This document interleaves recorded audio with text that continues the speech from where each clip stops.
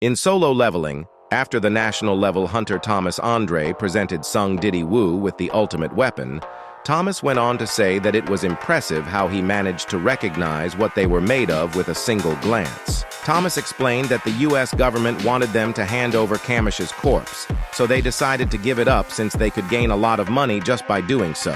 But its sharpest fang that he managed to pull out after it bit him was given to him as a souvenir. And because the fang was too short to be made into a long sword, he had it made into a pair of daggers, going on to say that that decision really paid off in spades, and now they were his. Lifting up one of the daggers with his left hand and seeing that that bad boy had an attack power of over 1,500, Drippy Woo said that he had always thought the Demon King's dagger was good with its measly 220 AP, but it wasn't even a comparison.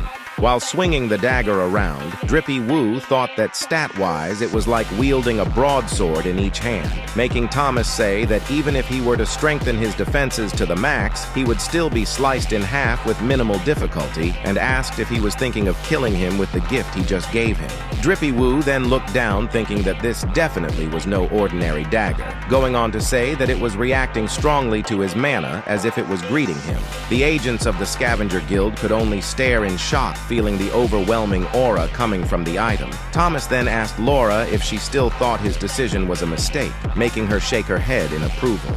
Thomas then goes to ask Drippy Woo on how did he like his gift, making him respond questioning if he could really accept something like that for free. Thomas responded asking what did he mean for free, saying that the two daggers were a cheap price to pay for the lives of him and his guild members. Rizzy Woo then went on to say that he would gladly accept his gift, making Thomas say that he was happy to hear that, until a sudden shock of energy suddenly befell both hunters, making Thomas ask Drippy Woo if that just happened, which he nods, confirming it.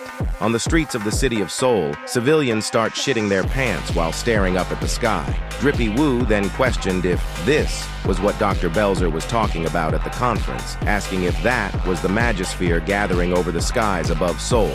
Thomas went on to say that he couldn't believe it, saying that he's never seen one so massive, stating that it was even bigger than the one Kamish burst out of. Did this mean that they were now dealing with forces beyond their comprehension? Civilians could only stare up at the sky in shock, but instead of running for their lives, they pulled out their phones in order to record this phenomenon. Nick Powell, a reporter from BBN News, reported that the gate they saw before them was the largest one ever seen since the dawn of the magic beasts. Dr. Belzer at an interview stated that he recently began warning people about the large quantity of mana accumulating in the skies, saying that the giant gate over Seoul was just the beginning, and they should expect to see this terrifying gate appear in many other countries. The interviewer then asked if he meant to say that this type of unusual activity had been observed in other parts of the world as well, making Dr. Belzer respond, saying that that was precisely the point he wanted to emphasize. The interviewer went on to say that he knew he'd been researching gates and beasts for quite some time, and asked what he supposed is the wisest way to handle this situation. "We must pray," he responded. "We must pray that this unprecedented event doesn't end in tragedy." Standing atop his dragon Kaisel near the gate like a cold MF, Sung Drippy Woo stated that it was weird since he couldn't enter the gate, almost like it was blocked off by some sort of wall.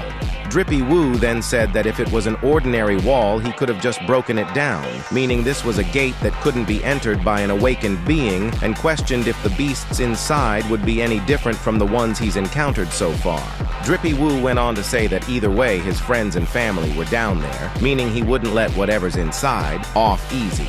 Papa Woo's iPhone 15 Pro Max suddenly started ringing. At the other side, Woo Jinchul asked if he should call again since he had trouble hearing his voice, but he responded saying it was just because he's somewhere high up. Rizzy Woo then asked if he should start calling him Chairman Woo from now on, but he responded saying he was free to call him whatever he'd like and that he still felt a little awkward about his promotion since it was much more than he deserved.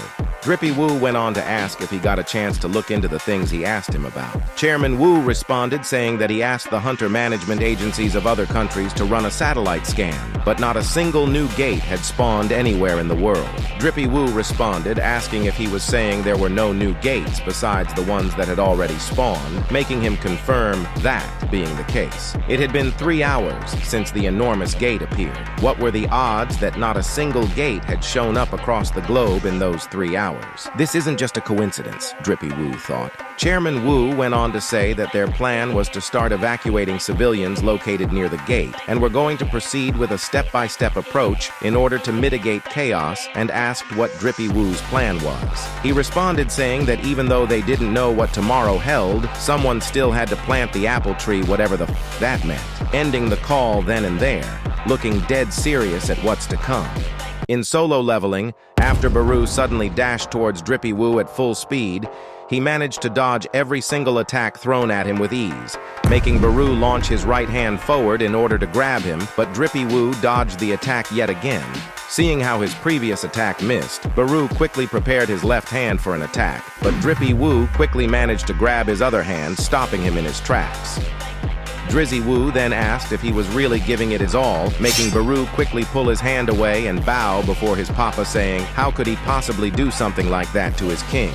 Drippy Woo responded saying it was fine since he only wanted to work up a sweat and he was the only person who could help him do that. Baru responded saying that he was deeply moved and honored by his words, making Drippy Woo say that he felt like his vocabulary was growing by the day and questioned if he had eaten another human. Drippy Woo went on to do the Goku warm-up move, saying they should get started for real this time. Baru suddenly activated his full power with his title card reading that he had reached max level with his rank being commander. Baru suddenly lunged himself towards Drippy Woo from mid-air, but Rizzy Woo quickly dodged the devastating attack extremely easily, making Baru go for a second attack, but he blocked it with a single arm, saying that he was pretty strong now that he was a commander. Baru then went for a full frontal assault, but Drippy Woo easily dodged every attack, striking him dead in the abdomen, and asked Baru if he knew that in an army, there could only be one commander, and once Igris and Greed become generals, they would catch up to him in no time, telling him that if he didn't want his position to be taken away, he'd better try harder. Hearing this enraged Baru, causing him to attack Drip Woo with all his might, but even with all his power, Rizzy Woo thought that it wasn't enough, saying that even though Baru is the strongest soldier in his shadow army, he's nowhere near strong enough to fight against those guys, referring to the Monarchs. Baru then attempted to grab him point blank, but Drippy Woo quickly redirected his attack, making his hand go through the training facility's wall, giving him the chance to land a devastating blow to Baru's back, which sent him crashing to a wall. Bro stood absolutely no chance.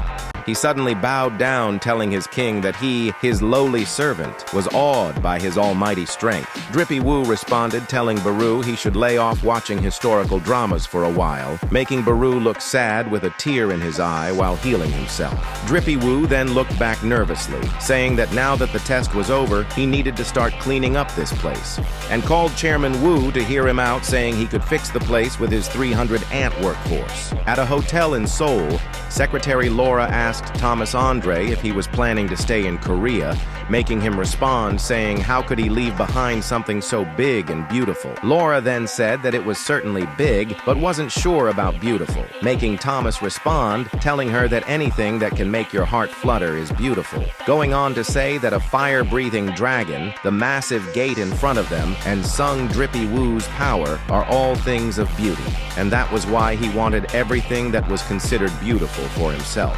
Secretary Laura went on to say that it looked like there was actually something even he couldn't have. Thomas responded saying he didn't think that was possible until now, and that there was no point in going back home when there aren't any new gates. Laura went on to say that the Bureau was worried, but Thomas responded saying that the safest place in the world was right at Sung Drippy Woo's side. Besides, there wouldn't be anything left to be worried about if the gate isn't stopped, and that's why he wanted to witness everything with his own two eyes. He wanted to see if this would be the end of mankind, or the start of a new beginning. The city of Seoul was advised to evacuate as soon as possible in order to escape their impending doom. At the same time, at Sung Drippy Woo's house, Gina asked her mom if they would be evacuating with the rest of the people, but she responded saying that if this place was going to turn into a war zone anyways, it would be better to choose where they died, and besides, the houses in their district hadn't been advised to evacuate yet. Annoyed, Gina responded telling her that she would be going to college next year, and she would finally be old enough to drink and get her own place, saying that she didn't want to die when her life was just about to start. Her mom smiled, saying that she did have a point, and that Drippy Woo would protect them, just like her father did. Big Papa Wu looked down, thinking that he still couldn't feel the Monarchs' presence at all, questioning where the hell they could be hiding. And since there was no one else, he had to be the one to stop the gate, asking if it could be done without any sacrifice, since he now had so much to protect. Drippy Wu then pulled out his phone, saying that if this was indeed the end, who should he spend his time with, and quickly noticed Mommy Cha's name in his contact list. At a dojo, Mommy Cha suddenly put her training session to a halt. Her coach went on to say that he could tell from the tip of her sword that she's been hesitating a lot lately and is concerned that she may have fear in her heart. He went on to say that it was only natural since he was also terrified of the monsters that took his arm back then, although it couldn't compare to the monsters she's gone up against. Mommy Cha's phone suddenly started to ring, making Song Chi-yul apologize for yapping too much, telling her to take the call since a hunter should always answer their phone. After hearing what Sung Drippy Wu had to say, Mommy Cha quickly turned around with excitement, and while blushing, she told her coach that she had to get going since something came up. Chi-yul responded, telling her to go right ahead, and smiled to himself since he finally realized what was going on.